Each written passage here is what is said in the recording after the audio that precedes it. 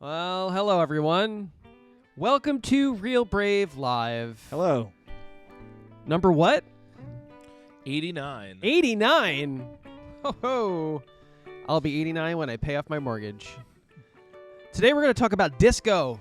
This little tiny genre of music that enraged and made a lot of people really happy. The music of the early 70s evolved from this rhythmic and social foundation of funk to make what a lot of music enthusiasts seem to think as crappy music. And we're going to talk about that today here on... Real Brave Live. Did you have the wah going? Oh, there it is. I thought this would be an interesting topic because you're a big funker. I'm You're a gigantic funk head. I'm a funky guy. funker. I like to funk. Question for you. Yeah. Who wants the funk? I want the funk. We want the funk. Do you We need the funk? want the funk. Uh, I don't need the funk. Gotta have the funk. I was in a funk band for a bit yeah. in the early 2000s, and it didn't go over anywhere. Well, by that point, funk had died. Yeah. Yes. George Clinton would beg to differ. Well, George Clinton is actually going to be at.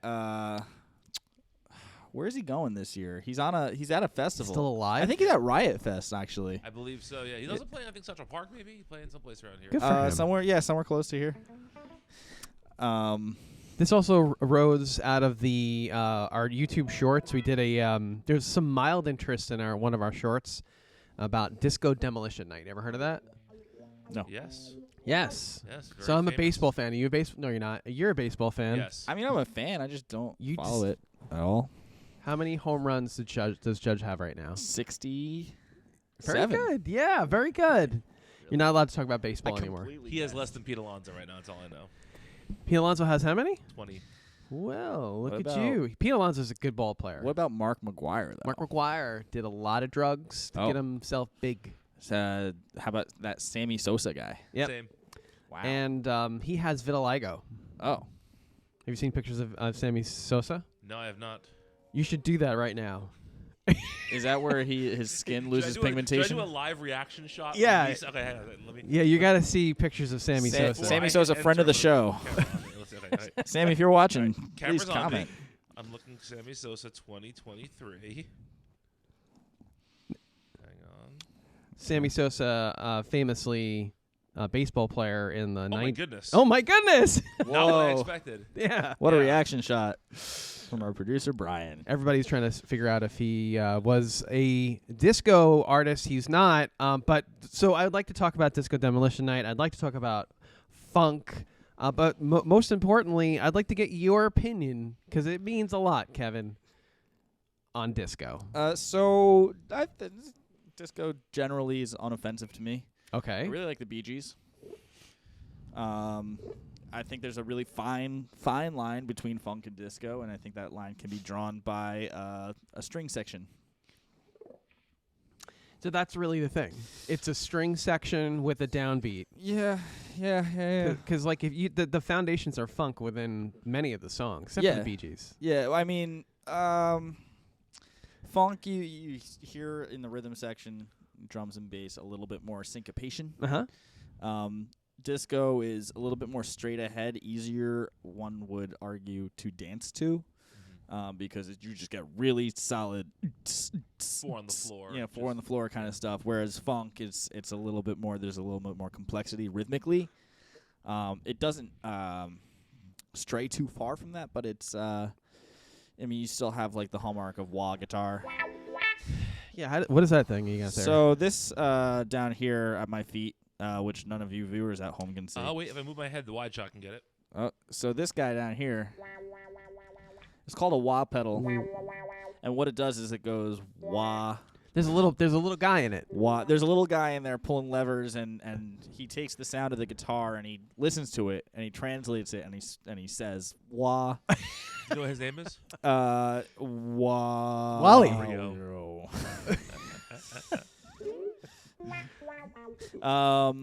That's it. There it is.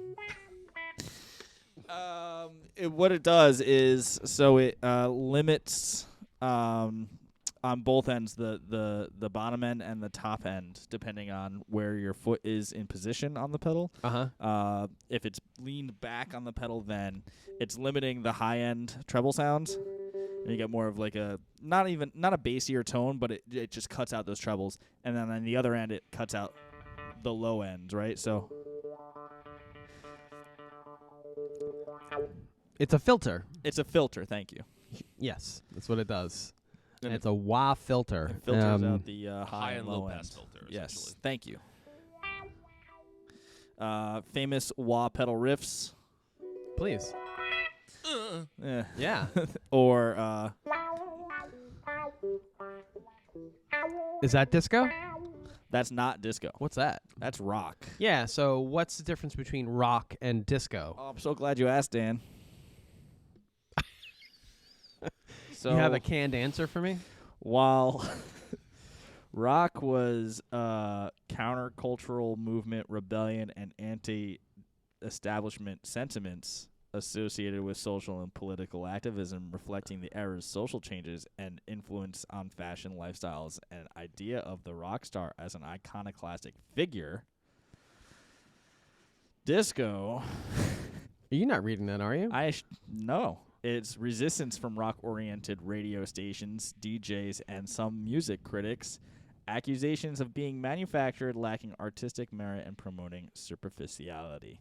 May I butt in here for a second? You can butt in. Please, God. Okay. I take big issue with that. Oh, Because what did I say?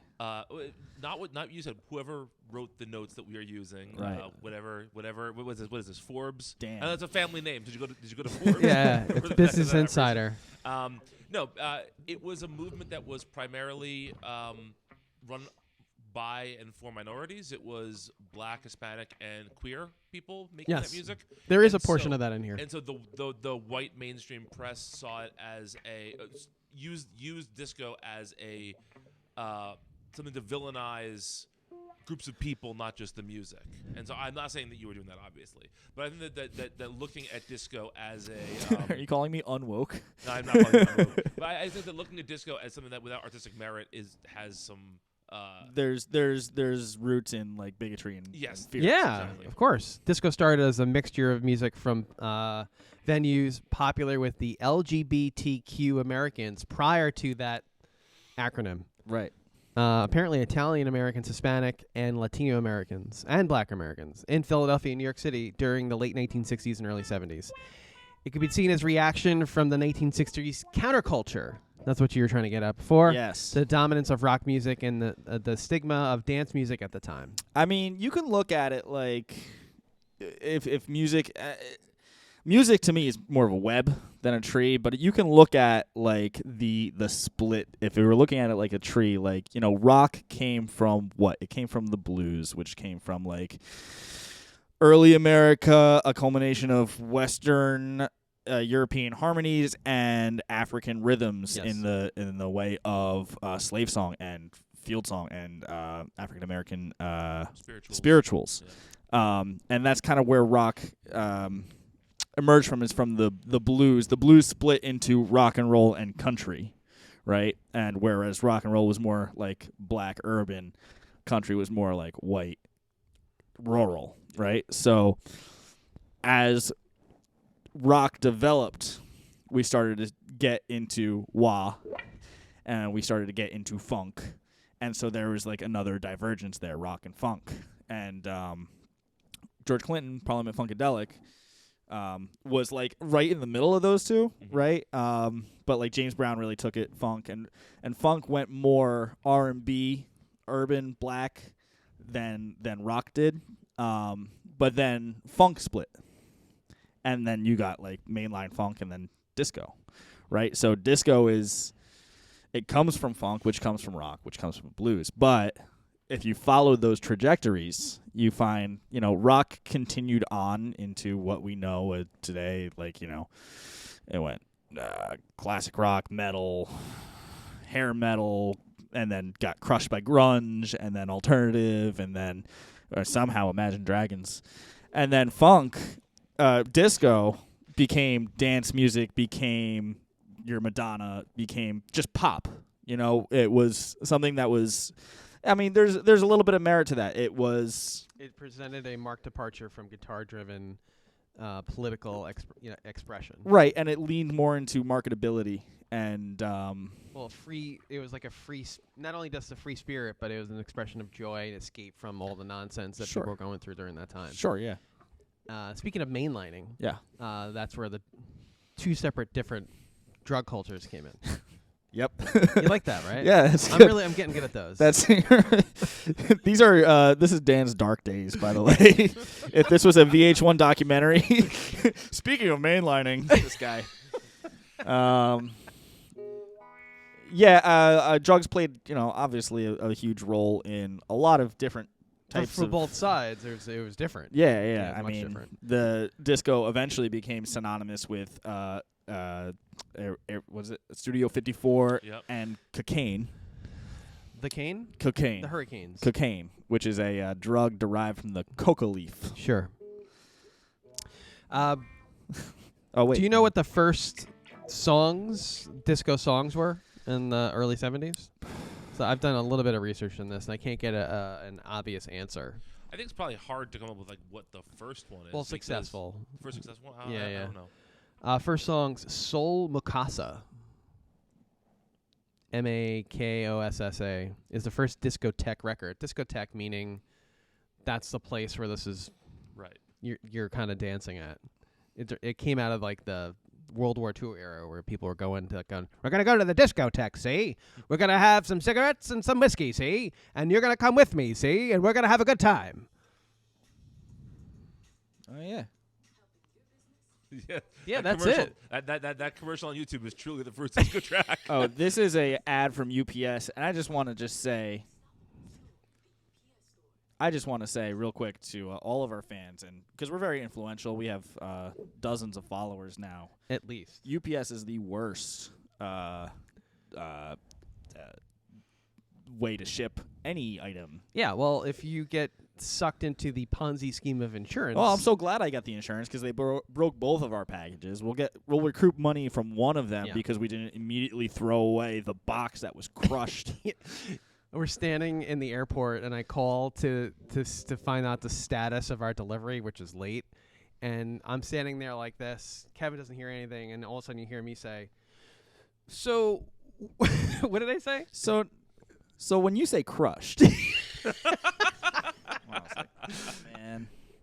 Yeah, and then there's a picture. He sends, I'm gonna send you a picture. It's just like, but inside it was okay, except for the lights. The lights are a little rough. So we have stage lights, and they broke. Yeah, I mean the lights work, but like the casing, the body of it. Yeah. Anyway, we digress. Soul Mukasa. It's got that funk thing going on. Yeah, I would just to my ear, this sounds funkier than disco ear. But generally, "Rock the Boat" by the Hughes Corporation is considered to be the first true disco hit. Don't rock the boat, baby. Don't rock the boat. I mean, yeah, I would call that funk. Wait, before we move on to "Rock the Boat," is there? There's got to be strings. That's what defines it. There it is. That's horns. Those are funk stings. And that's all syncopated.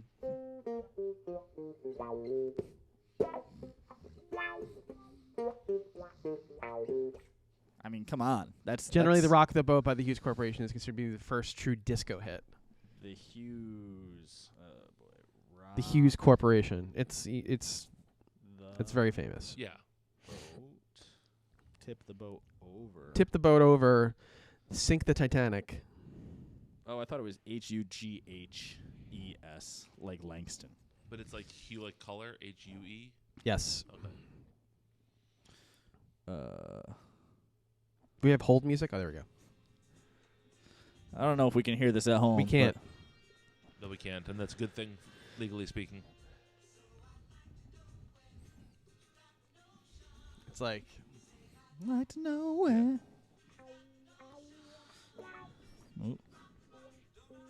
Yeah. Don't rock the boat, baby. Rock the boat. It's interesting because this to me does not sound like funk at all. I mean, obviously there are elements that are the same, but it doesn't really sound like funk, right? Like that last song sounded like a funk track. Yeah. This doesn't really. This sounds much more like sort of AM radio. So we could talk about also funk having a closer root to the blues, tonally speaking, right? The last one we listened to was a G dominant 9, right? And that gives us as the content of like what key we're in, which G blues. This is a nice happy E flat major. Don't rock the boat, baby, rock the boat. Don't tip the boat over, rock the boat. And then it's a little bit more conventional diatonic harmony. Yeah, right. Thanks for that analysis, Kevin. You're welcome. Thanks for that analysis. But you could say that is more of a characteristic of disco, is that it's, I mean, not always in a major key, but like in a diatonic key, major or minor. Whereas funk leans very more heavily on the blues, which is like neither this nor that. Right. You know? Yeah. We could say that that's a blues lick right there, and that's minor third, major third, right? Well, the emergence of disco, rock versus disco in the 70s, didn't have much impact on sales for rock artists, because of the top 10 artists that sold the most records, ABBA came in at number 6. Okay. And the rest of them are just rock. I mean, they're rock records. And I don't know if I'd necessarily call ABBA disco. There's obviously disco elements to ABBA. Bee Gees. I'm sorry, the Bee Gees, Bee too. Gees, okay. Bee Gees at number 9. Okay. I would argue that ABBA is very disco-y. They are like... Well, listen to there's a lot of ABBA songs that aren't disco songs. Listen to Waterloo, that's not a disco song in the slightest. Or, I mean, like Dancing Queen obviously is a big disco song, but I don't know. I think maybe what I'm trying to say is maybe they transcend disco. Maybe they're not like just a disco band. They're bigger than a disco band. Yeah, okay. Yeah. You know, they've got their feet in multiple right, the camps. Bee Gees, I mean, the Bee Gees too. My favorite Bee Gees songs are from like the 60s. They're before they went. Yeah. No. I'm more of like To Love Somebody. That's a great song. Right. You know? Right. So I don't understand how the perceived shallowness of disco is something that like actually stuck. Because the musicianship, it's terrific. If you compare that against some of the hip hop that's out today, that's been made in like a laptop.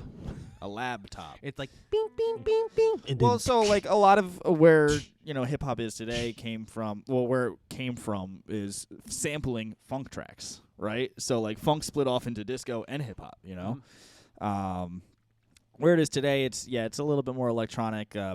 Beats are made, kind of like in mass, and people can just buy beats and use them. You know what I mean? Where we're going in as far as music creation is concerned, nobody knows. But Here's one. Hit this. Did you get to see our YouTube short on Disco Demolition Day? No. You're not following it? I am following it. How dare you? Worked very hard on it. Other songs, George McRae, Rock Your Baby, was a massive international hit. That was another song you can argue as one of the first. Wait, what is Demolition Day? So I think it's 1979. Yeah. Maybe? So it was whenever it was a DJ in Chicago that was a prominent rock DJ had organized Disco Demolition Night between 2 games of a White Sox doubleheader, and he was collecting disco records on the field and blew them up. Wow. Blew it up so badly they had to forfeit the second game of the doubleheader because the field was unusable. Yeah. Sure. They used way too much explosives. Disco Demolition was Thursday, July 12th, 1979 at the old Comiskey Park. That ended in a riot, too. And that's so that was like was rock declaring war on disco? Yes, is that what that was? Yeah. Yeah. Many had come to see the explosion rather than the games and rushed onto the field after the detonation. There's really Ramiro got video of it. Really? Yeah, Oh, I'm yeah, sure. there- I'm sure we're able to use it. There might be a 30 for 30. There's a documentary out there about this event.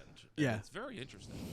The guy that owned the Chicago White Sox was Looney Tunes. Yes. He was a weirdo. He did all sorts of crazy stuff. I don't know if you've ever seen the Chicago White Sox uniforms. From that era when they had collars, Yeah. and shirts. Yeah. Yeah. If you're a baseball fan, you'd appreciate it.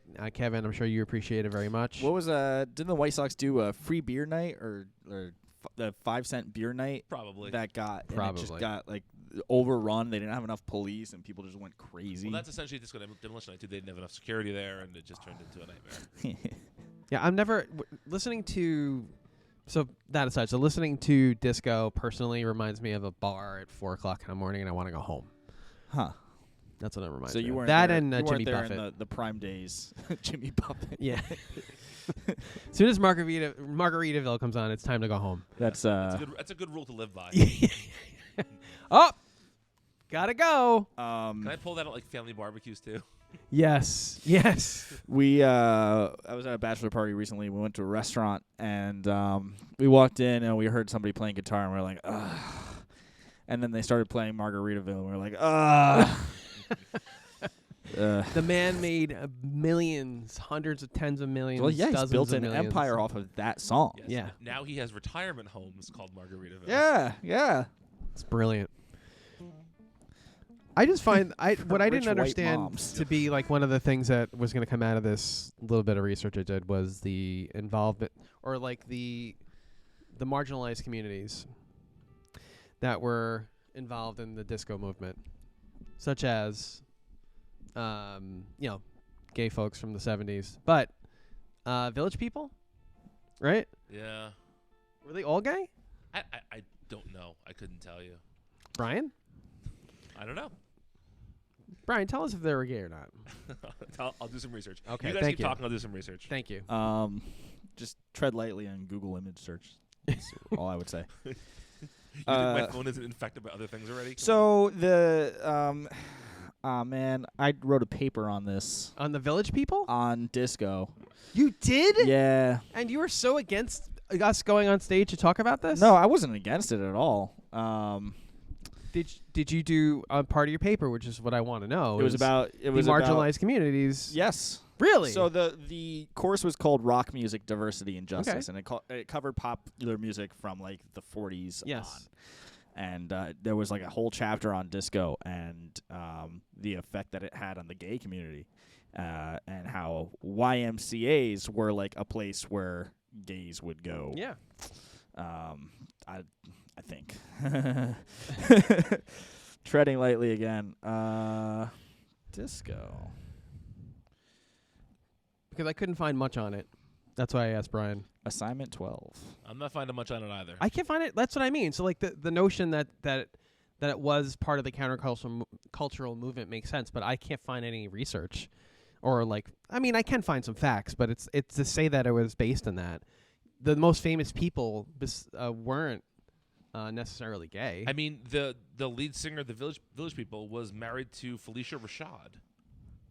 Oh. So at least one member of the Village People was not gay. Right. Was he the construction worker? No, he was the Police officer. I believe he was the police officer. He was the police officer. Yeah. Let's see. Hey guys, No, what sorry, do you- sorry. I what's our believe he shtick was- gonna be? He was the naval officer or police officer. They would go back and forth. Oh, It okay. was, I didn't know that. Yeah, neither did I. Well, the second. Now, does that violate the Stolen Valor Act, where one cannot dress up as a law enforcement or armed service member?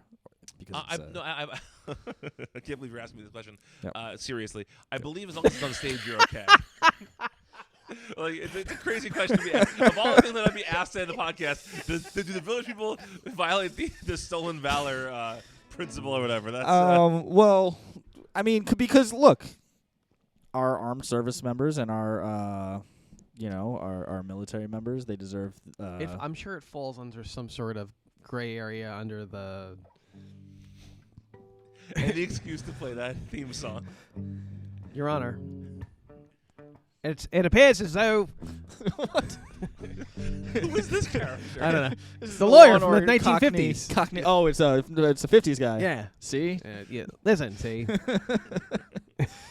Viewer, what do you think? Did the village people break the law by dressing up as armed service members? I would say that it falls into the same category as like if you were in a play and you were playing a police officer, or if you were a stripper and you come to a bachelorette party. Was and one say, of the guys that was in the Village People a stripper?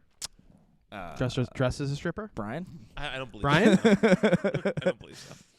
Brian's the authority on the Village People, having been to many shows.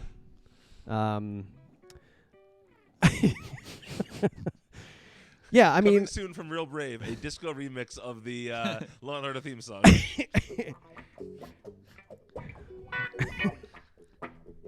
I got Actually, nothing. there's a lot of cop shows that used funk music in there. Absolutely, Like yeah. that was Oh, a yeah. hallmark. Yeah. Like like I can't even Matlock. Matlock was from the 80s, friend. Oh, okay. Yeah. I think Columbo, possibly. Yeah. I've been watching a lot of 70s movies lately. I'm reading Quentin Tarantino's book, which is about all 70s movies. And all those movies that are like car chase movies all have some funk soundtrack, yeah. Yeah, just grungy, gross. Everything looked dirty. It makes me feel better about living in New York City or around New York City. Because you look at some of those, like the early 70s clips, I wanted nothing to do with that. I want nothing to do And with then that. who came up and cleaned up the city? Was that It's one Rudolph Giuliani. that was Giuliani? Yeah, Mr. Giuliani. And then he went crazy. Yeah, now he's melting. Slowly melting. Friend of the show. So. Big friend of the show. Thanks wish for him your well. support, Rudy. So the conclusion of this, folks. Well, let me ask you guys a Yes. question here. So I think with some genres that go through these brief spells of popularity, Yeah. they sort of disappear right after a while, but their influence, I think, carries on through other music. Do you hear disco on the radio today? Like, do you hear the influence of disco still working its way through pop music, or has it somewhat dissipated? Obviously, for a while there, you were. I mean, the Rolling Stones, Kiss, all these rock bands, Rod Stewart had disco hits. Oh, right? yeah. But after that, like, are you still hearing the echoes of disco in modern music? Yes, because it made a comeback recently. Bruno Mars, I feel like, has Yeah. some disco elements. Especially with Gaga? his new side project with, what's his name? Lady Gaga, for sure, yeah. Lady Goo Goo Gaga. Goo Goo Gaga. It's one of my friends. Friend of the show. Friend of the Goo show. Goo Gaga. Thanks for watching. New Jersey native. Really? Yeah. I believe so. I might just be confused because she was on The Sopranos. I might just be confusing. She's definitely a New Yorker, Okay. I think. Well, she was on The Sopranos, so she's an honorary New Jerseyan. She was on The Sopranos? She was. They shot a scene from an episode of The Sopranos at my cousin's house. Wow. My mom met James Gandolfini. Oh, really? Yeah. That's my impression. That's your Gandolfini impression? Yeah. Carmela, I said no pulp. I like Says when pulp. it has some pulp. Yeah, I mean, it made it somewhat of a like in the early 2020s, mid 2020s, it made like somewhat of a comeback with some of these artists. But I mean, I don't know. You can't redo that. Can't make it any better. It is what it is, as far as I'm concerned. But the Yeah. musicianship was good. Like you can't argue that. Their arranging and producing was actually Yeah. really good too, yeah. Do I like it? No. But why would you? do you like it? Nah, not really. Not really, right? The The Bee Gees are very irritable. I brought my Great bass out. songwriters, though, right? Oh, amazing songwriters. But Yes. the songs, I mean, I mean the way that they came across. Disco kind of saw the proliferation of That makes me very nervous. songs being written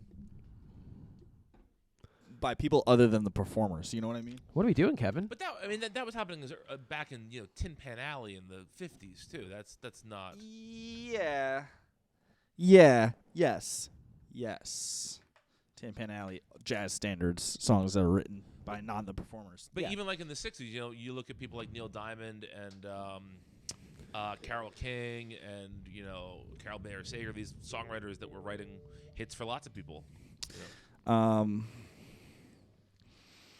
Yeah, but like a proliferation then after that and onward of like, okay, here's the pretty face we're going to put on this new record. and here's the team of songwriters. You know what I mean? This is a bass guitar. Oh, what is a bass guitar? It's like a big guitar. With thicker strings. How many strings does it have? 4 strings. And what else does it do, Kevin? It goes. So there's different ways to play a bass guitar. Yeah, I know it's really loud.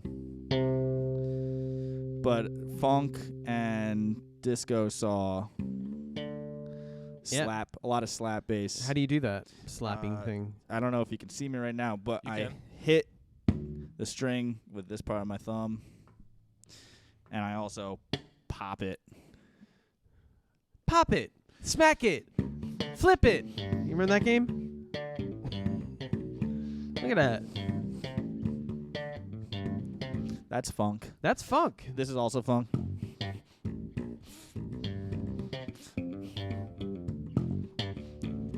never heard you play the old slappy bass. This would be like funk or disco.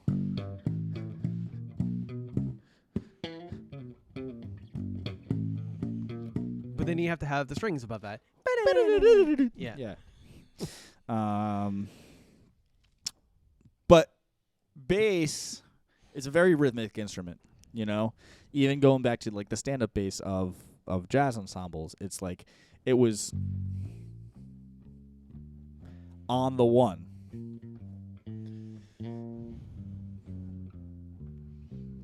What was it?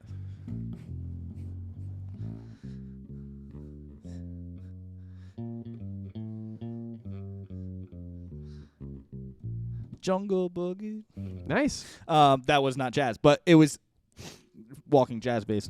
2, 3, 4, 1, 2, 3, 4, 1, 2. Really, really like locked in where the beat was, along with the drums.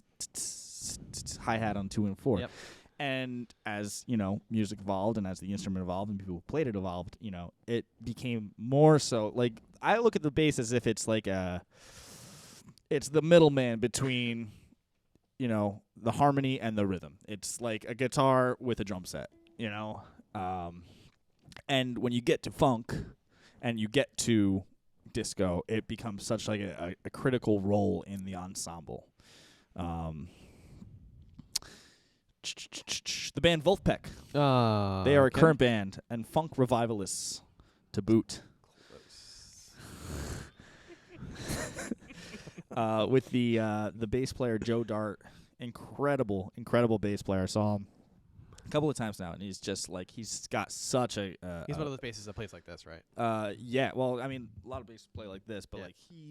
you can he's gonna have neck problems because of like how aggressively he's playing along with. But man, can that guy play? Joe Dot. So it's come full circle, even in the past couple of years. Dua Lipa, my goodness. Don't Start Now. But they brought in all these kind of like elements of the 70s era. Disco, Lady Gaga, Doja Cat. Yeah, Doja Cat. All that stuff. What is your...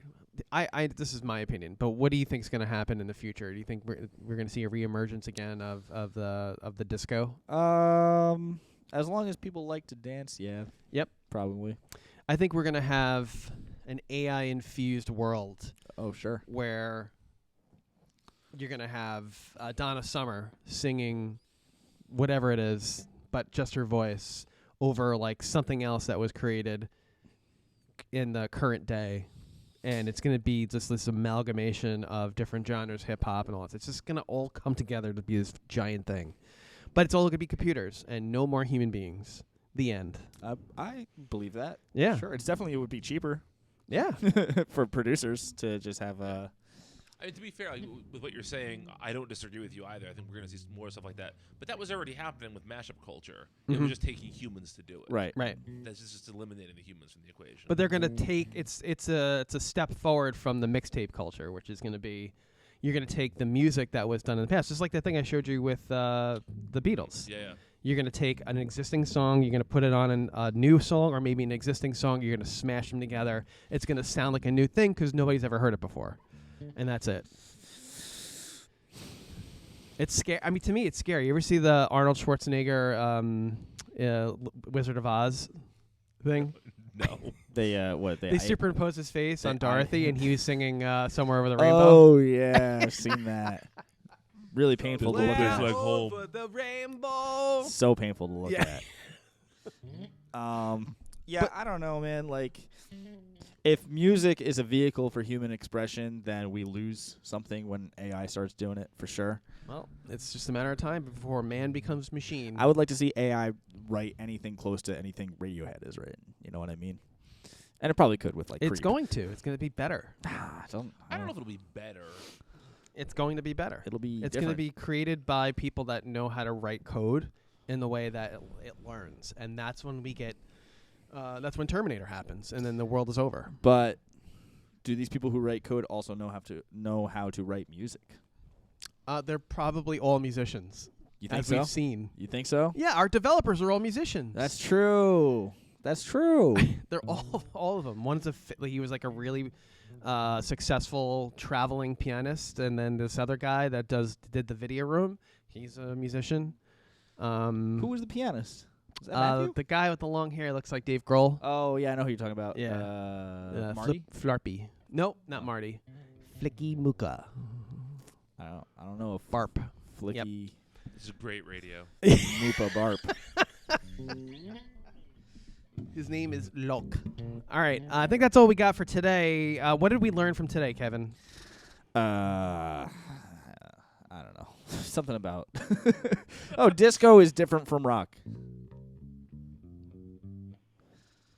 And how to slap bass.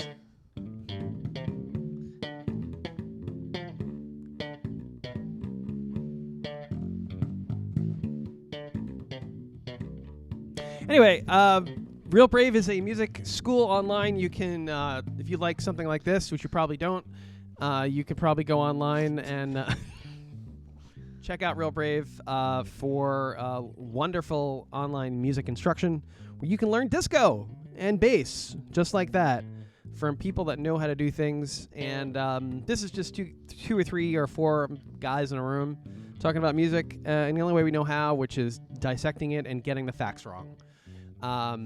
Join us every week, Wednesdays-ish at 1-ish, 2-ish p.m. Eastern for more of this. And go to our YouTube. It's been catching on fire. We're going to hit 1,000 subscribers in a week and a half. Really? Yes. If it keeps going in the way it's going. We're at 800 now. So it's about 150, 200 every week and a half. It's pretty good. That is good. Yeah, and we're getting people commenting, liking. Of course, when we get things wrong, that's my favorite. It's my favorite part. Please join us every week. It's a pleasure to be with you in your home, sitting right next to you, here on Real Brave Live.